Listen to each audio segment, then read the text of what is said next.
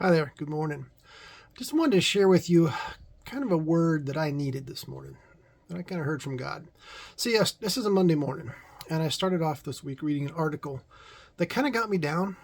In fact, it got me down quite a bit because it's about all the children coming across our southern border and coming into this country that are being exploited and that are being forced to work, and they can't go to school, they can't do anything.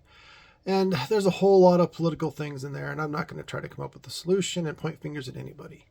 The fact is, there are teenagers working all night long in hazardous conditions, working long shifts, and that's not right.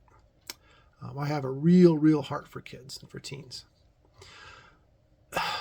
And that burden sometimes can weigh me down. It's like, how can this be? What can I do to change it? It's a huge problem that nobody has been able to fix. How can I fix it?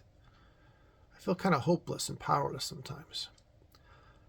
But then I got a thought, you know what? When Jesus walked the earth, right? He didn't heal everybody he came in contact with.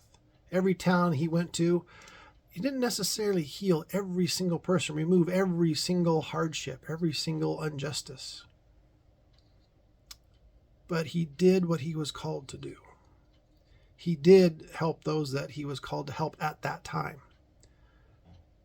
And that's reassuring for me because I have been placed here in my hometown, here in Boise, Idaho, for a purpose and for a reason.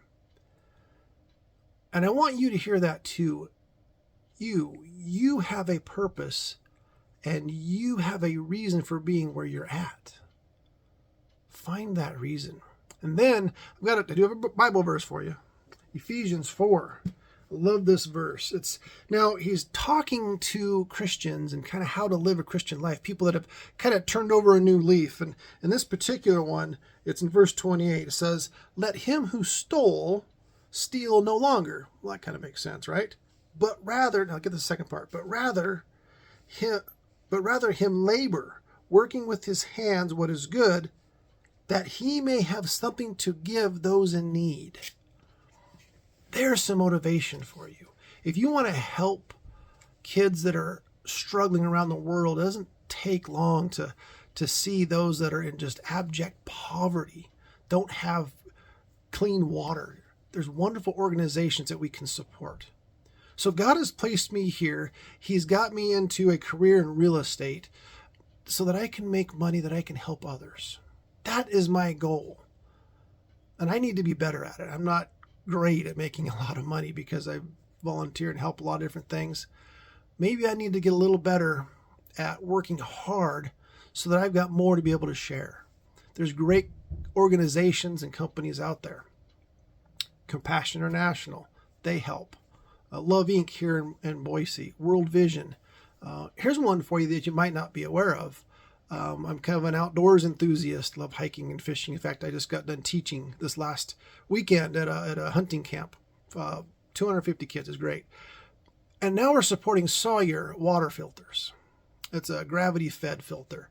The whole purpose they have for selling these filters is so they can take filters over to Africa, and they've got these kits that can help people have clean water. And they teach them actually how to use the filter so they'll last almost forever. I think that's great. So there are people out there doing amazing things. I'm placed here and I haven't really been called to go there to start a new company or new business. I've been called to work right here. There are people that I can influence right here, right now. And I get to help people buy and sell homes and real estate, and I can take a significant portion of those proceeds and donate it to organizations that are truly helping these kids.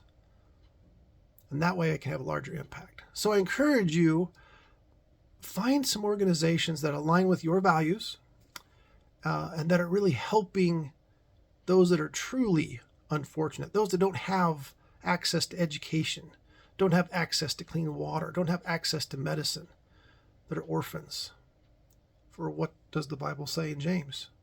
True religion is this: those that take care of widows and orphans. Let's help those that are struggling. And let's work hard at what God has given us to do so that we can help more. All right? Because he loves them. He loves you. So do I. You guys have a great day.